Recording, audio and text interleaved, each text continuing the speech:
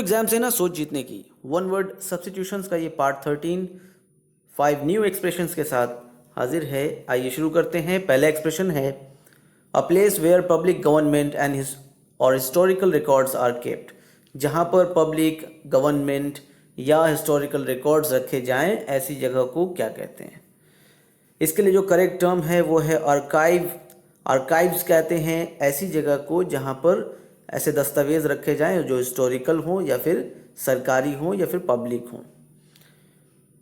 आइए देखते हैं द 3 वर्ड्स। काफर। काफर का मतलब होता है अ लार्ज स्ट्रॉन्ग बॉक्स, जिसमें आप अपने वैल्यूएबल्स या पैसे जमा रखते हैं, उसमें छुपा कर रखते हैं।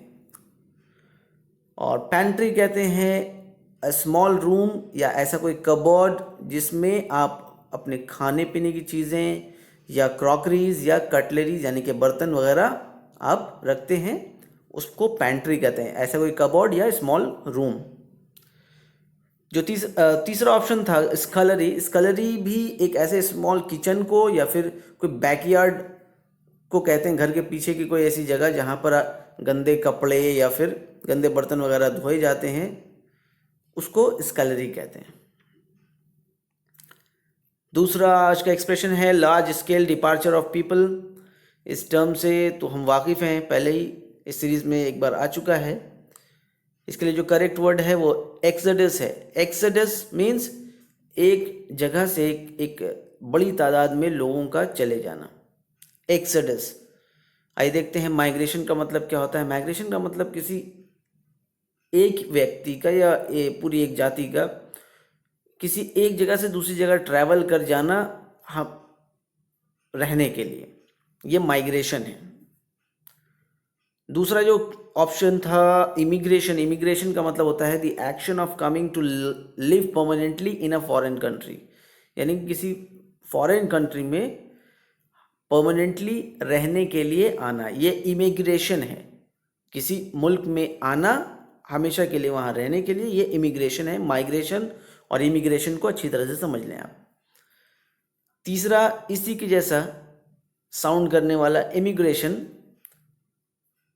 इसका मतलब होता है to leave a country permanently and go to live in another one, यानी कि एक कंट्री को, अपनी कंट्री को छोड़कर दूसरी कंट्री जाना, ये इमिग्रेशन है। और दूसरी कंट्री में पहुंचना, दूसरी कंट्री में आना परमानेंटली रहने के लिए, ये इमिग्रेशन है। और माइग्रेशन किसी एक जगह को छोड़कर चले जाना, ये माइग्रेशन है। तो इस सारे प्रोसेस को आप अच्छी तरह से दिमाग में रखिए, कंफ्यूज नहीं होना है। तीसरे एक्सप्रेशन में हम देखते हैं one who despises persons of lower social position, यानी कि एक ऐसा व्यक्ति जो लोअर सोशल पोजीशन के लोगों को, यानी कि निचले दर्जे के लोगों को, समाज के निचले वर्ग के लोगों को नीचा समझता है या उनको हकीर समझता है, छोटा समझता है, तो ऐसे व्यक्ति को कहते हैं स्नॉब। स्नॉब। चौथा ऑप्शन, आइए देखते हैं द 3 वर्ड्स। प्रिम। प्रिम का मतलब होता है always behaving in a careful और formal way and easily shocked by anything that is rude, यानी कि औपचारिक जो व्यक्ति है, जो हर बात फॉर्मेलिटी के साथ करता है और बड़ा फॉर्मल वे में वो रहता है, हर चीज़ों को फॉर्मली करना चाहता है, तो उसको प्रिम कहते हैं।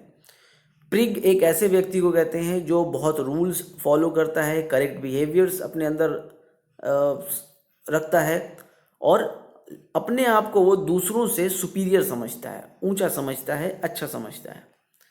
तीसरा जो ऑप्शन था एरिस्टोक्रेट। एरिस्टोक्रेट का मतलब होता है someone whose family has a high social rank और टाइटल, जिसकी फैमिली के पास कोई सोशल रैंक, अच्छा ओहदा या फिर कोई टाइटल हो, उस घराने से अगर ऐसा कोई व्यक्ति है तो उसको एरिस्टोक्रेट कहेंगे।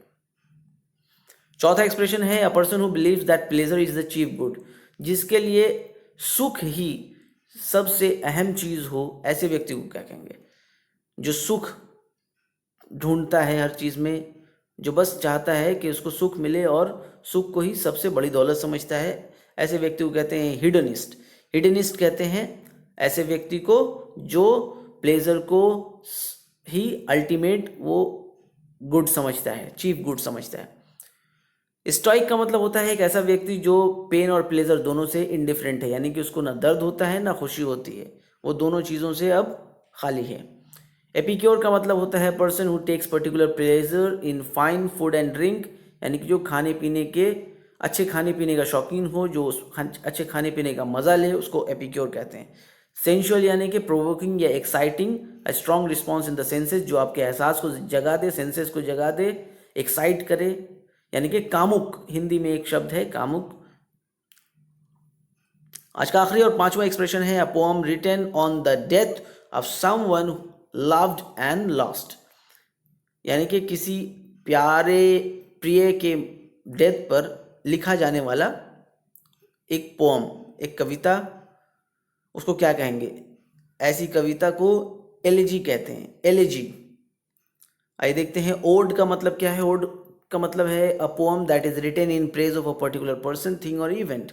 किसी की तारीफ में लिखा जाने वाला पोम ओड कहलाता है। सोनेट इससे पहले सीरीज में हम देख चुके हैं, 14 लाइन पोएट्री, 14 लाइन पोम को हम सोनेट कहते हैं। उसके बाद एपिक, जो कि लास्ट ऑप्शन था। एपिक का मतलब होता है एक लंबी कविता जिसमें किसी पास्ट इवेंट के का जिक्र होता है, या फिर उसमें गॉड्स का, भगवान का, या राजा रानी की कोई कहानी होती है, तो इसको एपिक कहते हैं। तो ये थे हमारे आज के 5 एक्सप्रेशंस। होप ये आपको वीडियो पसंद आया होगा। प्लीज़ इस वीडियो को लाइक कीजिए, शेयर कीजिए और कमेंट कीजिए, और हमारे चैनल को सब्सक्राइब कीजिए।